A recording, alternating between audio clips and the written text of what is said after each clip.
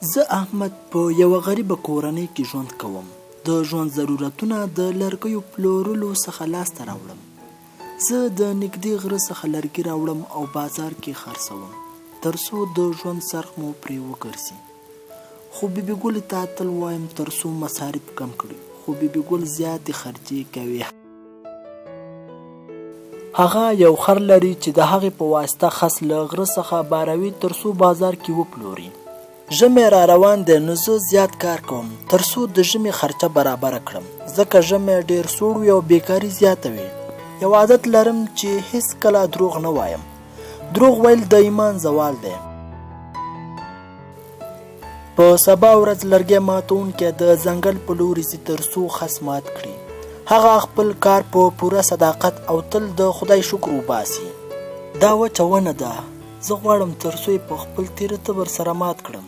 تل کوشش کوم چې وچې ونې ماتې کړم. زه په خپل کار کې صادق یم، نو نه غواړم تر څو شنو ونو ته زیان ورسوم، ځکه دا مو ملي شتمني ده. هغه په خپل تبر د وچې ونې پرې کول شروع کړل. تبر یې له لاس څخه خطا وځي او نږدې اوبو ته غورځېږي. اوس به څه کومه، همدا تبر زما شتمني وه چې زما ژوند به پرې روان و. ای خدایه ته زما مرسته وکړې، ځکه زه نه غواړم چاته د سوال لاس اوږد کړم. خدایه زما مرسته وکړې.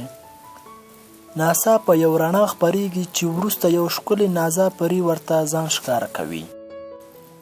زه ګلپاڼه پري یم، غواړم ستا مرسته وکړم ځکه ته یو زحمتکش انسان یې، نو زه ستا څه مرسته کولی شم؟ آیا دا تبر ستا دی؟ نه، دا خو د سرو زرو دی، خو زما خو د اوسپنې و، نو زه دروغ نشم ویلی. زه مې خپل د اوسپنې تبر غواړم. آیا دا ستا تبر دی؟ نه، دا هم نه دی. آیا دا ستا تبر دی؟ هو ګلپاڼې پري، همدا زما تبر دی. له تاسو مننه کوم چې زما مرسته مو وکړه. زه له دروغ ویلو نفرت لرم، غواړم چې دروغ ونه وایم.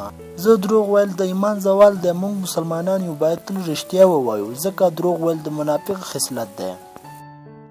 زه ډېره خوشحاله شوم چې ته دومره رښتینی یې، نو زه همدا 3 واړه تبرونه تا ته د انعام په ډول درکوم. هر وخت چې د مرستې ته ضرورت و زه حاضرېږم.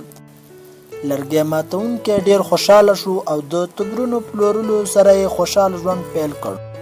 نو دوستانو، باید تل رښتیا ووایو چې هم مو دنیا ښایسته وي او هم مو آخرت.